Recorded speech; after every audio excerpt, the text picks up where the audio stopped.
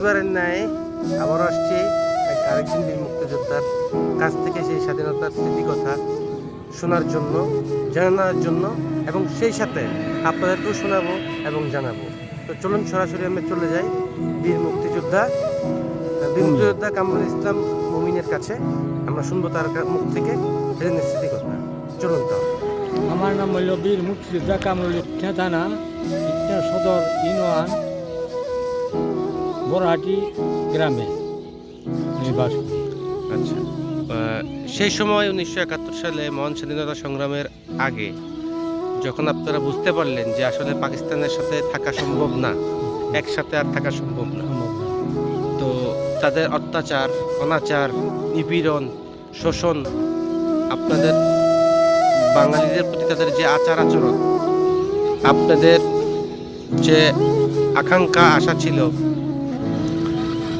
সে আশা বাস্তবায়িত হয় নাই, যার কারণে আপনারা এই মা মাটিকে শক্ত মুক্ত করার জন্য আপনারা যুদ্ধে গিয়েছিলেন। আপনি যখন গিয়েছিলেন তখন আপনার বয়স কত ছিল? বয়স 25 বয়স ছিল। আচ্ছা, আপনি কিসের তাগিদে যুদ্ধে গিয়েছিলেন? আমি গেছি এই তাগিদে ওই পাকিস্তানি আর্মি দিয়া এই দেশকে শাসন করত। বড় বড় অফিসার পাকিস্তানি আছে, এই বাংলাদেশের অফিসার আছে। আমার দেশের কাগজ তৈরি হয়, আমরা কিনন লাগে 10 আনা দিস্তা, আর পাকিস্তান নিয়ে বেশি 6 আনা দিস্তা। এই যে বৈষম্য, এই যে তাদের চোখে বাঙালিদেরকে যে ছোট নিচু করে দেখা, হ্যাঁ, এটা আপনারা মানতে পারেন না, না? এটা মানতে পারি না। আচ্ছা, তো আপনারা প্রথমত যুদ্ধে যাওয়ার যে প্রস্তুতি নিলেন, কার কথা, কার ভাষণ, কার নির্দেশনায় আপনারা যুদ্ধে গিয়েছিলেন? বঙ্গবন্ধুরে আগেই অ্যারেস্ট করে নিয়ে গেছে পাকিস্তান। বঙ্গবন্ধুর আদেশে আমরা মুক্তিযোদ্ধা গেছি।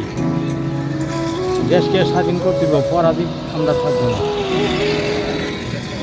এই বঙ্গবন্ধুর নির্দেশে আমরা ঝাঁপায়ে পড়ছি ভারত।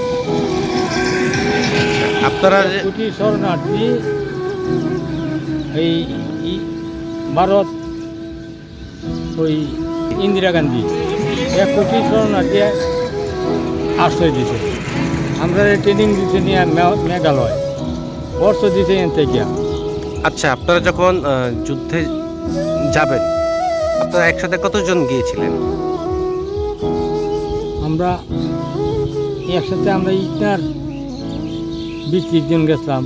আচ্ছা, আপনারা সর্বপ্রথম কোন রাস্তা দিয়ে, কোন বর্ডার দিয়ে বাংলাদেশ পার হয়েছে? আমরা এই শাসনা দিয়া গিয়া সুনামগঞ্জ সাহেব, সুনামগঞ্জে গেছি না, শাসনাতে গিয়া এই পার হয়েছি, পার হইয়া ওই ইন্ডিয়া গেছি। আপনারা কতদিন ট্রেনিং করছেন? 29 দিন। 29 দিন ট্রেনিং করছেন, এবং ট্রেনিং শেষে পরবর্তী কি একই বর্ডার দিয়ে বাংলাদেশে ঢুকছেন? হ্যাঁ।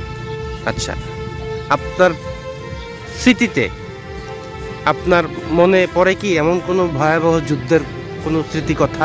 হ্যাঁ, অবশ্যই। একটু যদি একটু বলতেন, সেটা কোথায় করেছেন এবং সেই যুদ্ধ কত ঘন্টা ব্যাপী সংগঠিত হয়েছিল? আমি একাই সুনামগঞ্জে আসতাম, আমার সাথে আর অন্য কোনো এই এলাকার লোক নেই। আমি আসলাম সুনামগঞ্জের উত্তর পাড়, আর পাক হানাদার আছেন দক্ষিণ পাড়। সেই পাক হানাদারের গুলাগুলি দিনের রাইতে হয়েছে, আমরাও দিনের রাইতে করছি, ব্যাংকার করছি। ঘরের মাঝে গর্ত মানুষের থাকি দিছে, ঘরের ভিতরে ব্যাংকার করছি। সামনে যা মাটি ফালছি, আর পুরাতে তো টিন আছে, ওই সামনে তো মাটি ফালছি, যাতে এই গুলি সেট করে নাই পারে, যাতে গুলি সেট করে নাই পারে। এরকমভাবে ব্যাংকার করিয়া আমরা গোলাগুলি হয়েছি। রাত্রে যে গুলি হয়েছে, জুনিফুক কুইরা যায় না রাত্রেবেলা, এই জুনিফুকের মতো গুলি আইতেছে, এইটা দেখা যায়, কিন্তু গুলি তো আর দেখা যাচ্ছে না। যুদ্ধ 24 ঘন্টায় যুদ্ধ হয়েছে। হ্যাঁ, 24 ঘন্টায় গোলাগুলি হয়েছে। হ্যাঁ, কিন্তু ওই আমরা এই সিলনি সিরাজ নামে একটা লোক আছেন, এক বাপের এক সন্তান, সে শ্বাস নেয়া উঠতে থেকে যখন গুলাগুলি আরম্ভ হয়েছে পাখানা দাদার সাথে, তখন মাথাটা এইবার একটু তুলা দিছে। তুলা দিলে পরে চোখকেতে গুলিটা লাগিয়া কুলিটা উল্টে গেছে, কুলি উড়ায় পালাই দিছে। এই কঠিন যুদ্ধটা তার শ্বাস না হয়েছে। আমার যুদ্ধ তো আর সুনামগঞ্জ থেকে আমি লড়তাম পারছি না। আপনাদের সাব সেক্টর কমান্ডার কে ছিল? Sub sector commander captain Mutalib. Captain Mutalib ছিল। আর সেক্টর কমান্ডার কত? Sector commander colonel Shaukat.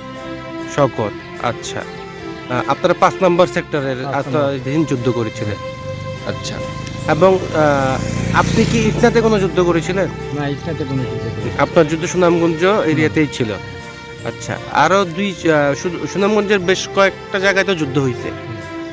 সেই জায়গাগুলোর নাম যদি একটু বলতেন যে অমুক জায়গায় এই যুদ্ধটা হয়েছে। বাগমারা 16 বৈশার ভাগ এই এই- এই- এই- এই দিয়ে আমরা মুক্তিযোদ্ধার ব্যাংকার, ওই সুনামগঞ্জের উত্তর ভাগ টাউনের, আর দক্ষিণ ভাগ এই পাখানাদাররা। আমি একটা পাখানাদারের মাইরে এই আদু পর্যন্ত গন্ডা পর্যন্ত এদের এই শিয়ালকোট আছে, আর মাথার মাঝে হিলমেন্ট আছে, আর অর্শ আছেন তাদের হাতে। তখন এই একটা পাক বাহিনীর মাঝে এই শিয়ালকোট টানলাম আর হিলমেন্ট টানলাম। এটা হইল আমার ইতিহাস, তার মাইরে যান। আপনি যে অস্ত্র দিয়ে যুদ্ধ করেছেন, এই কি অস্ত্র ছিল? SLR SLR. চালাইছে। আচ্ছা আচ্ছা। তো স্বাধীনতা পরবর্তী সময়ে যুদ্ধ শেষ করে আপনি অস্ত্রটা কোথায় জমা দিয়েছিলেন? ভারতে জমা দিয়েছি। আপনি ভারতেই জমা দিয়ে আসছেন? ভারতে জমা দিয়ে। আচ্ছা।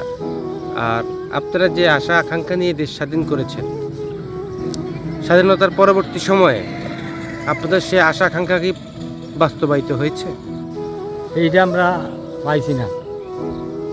আশা আকাঙ্ক্ষা আমরা বেশি কিছু পাইছি না। লাস্টে গিয়া এই আমরা 300 টাকা বাতা করে গেছি। ওই বিএনপির যে মহিলা খালেদা জিয়া। খালেদা 300 টাকা বাতা করে গেছি। হুম। এই 300 থেকে বাড়তে 20,000 টাকা পাই। আচ্ছা, আপনাকে অসংখ্য অসংখ্য ধন্যবাদ আমাদেরকে, আপনার হাজারো ব্যস্ততার মধ্যে আমাদেরকে সময় দেওয়ার জন্য। আমি ব্যক্তিগতভাবে আপনাকে ধন্যবাদ জানাচ্ছি এবং আমার সংগঠন মুক্তিযোদ্ধা প্রজন্ম কাউন্সিল বিএনপির পক্ষ থেকে আন্তরিক শুভেচ্ছা অভিনন্দন। আপনার সুস্থতা, আপনার দীর্ঘায়ু কামনা করছি। এই আশা আকাঙ্ক্ষা রেখে আজকের মতো এখান থেকে বিদায় নিচ্ছি। আপনি ভালো থাকবেন, আপনি সুস্থ থাকবেন। আল্লাহ হাফিজ। আলহামদুলিল্লাহ।